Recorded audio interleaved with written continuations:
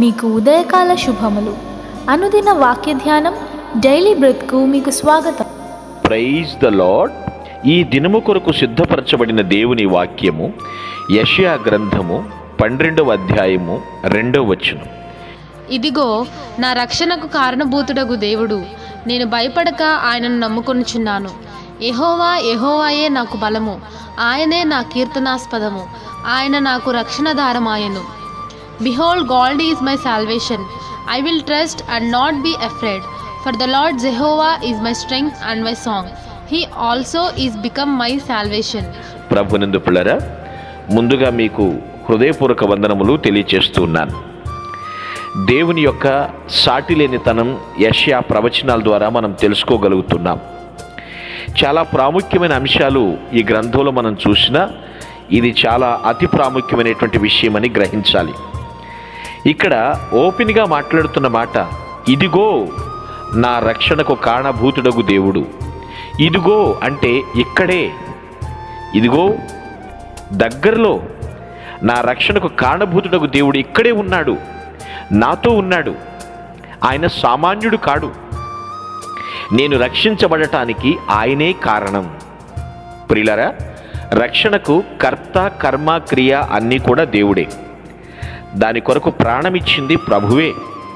పాపము నుండి విడిపించుటకు గొప్ప కార్యాన్ని సలిపింది దేవుడే. కాబట్టి మనము భయపడాల్సినటువంటి పని లేదు. నేను భయపడక ఆయన నమ్ముకొనుచున్నాను. ఏ భయం నుంచి అయితే దేవుడు మనల్ని విడిపించాడో ఆ దేవుడు మనతోనే ఉన్నప్పుడు మరలా భయం ఎందుకు? ఆయన నీతోనే ఉన్నాడు. నువ్వు నమ్ముటలేదా? భయానికి అసలైన మందు ఏంటో తెలుసా? ప్రభు నీతో ఉన్నాడు అని నీవు నమ్మడమే. అన్ని వేళలా నిన్ను ఆదుకుంటాడు అని నీవు పరిపూర్ణంగా విశ్వసించడమే. నీవు భయపడనవసరం లేదు. ఇక్కడ భక్తుడు అంటున్నాడు, నేను భయపడక ఆయన నమ్ముకొనుచున్నాను. యెహోవా యెహోవాయే నాకు బలము.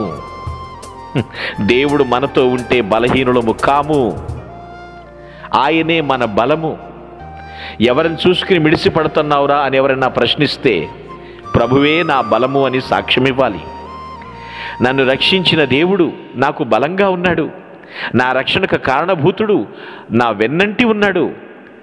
ఆయన ఎంతమంది ఎంత సైన్యం వచ్చినా ఆయనే నా బలం. ఆయనే నా కీర్తనకు ఆస్పదము.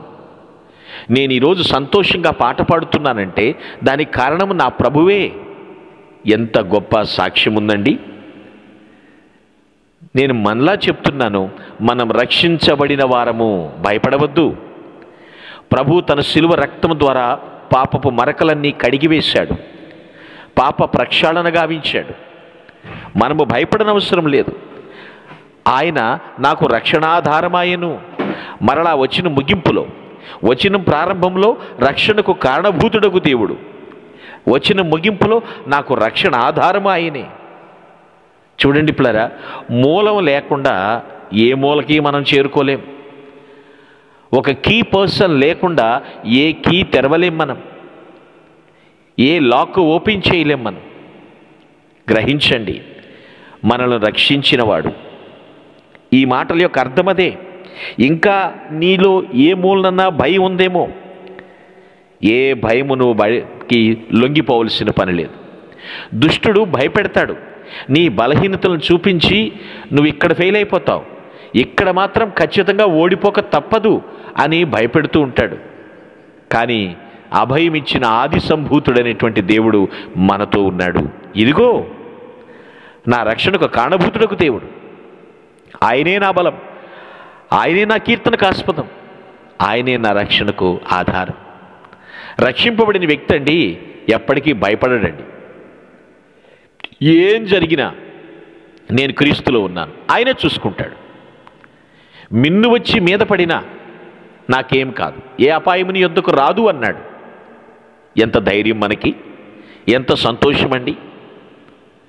మనల్ని రక్షించిన వాడు మనతో, మనలో, మన ద్వారా పనిచేస్తూ ఉన్నప్పుడు మనం ఎంతగా ఆనందించాలి, దేవుణ్ణి ఎంతగా స్తుతించాలి. లోకస్తులు భయపడిన రీతిగా దేవుని పిల్లలు భయపడకూడదు, భయపడజారుదులు.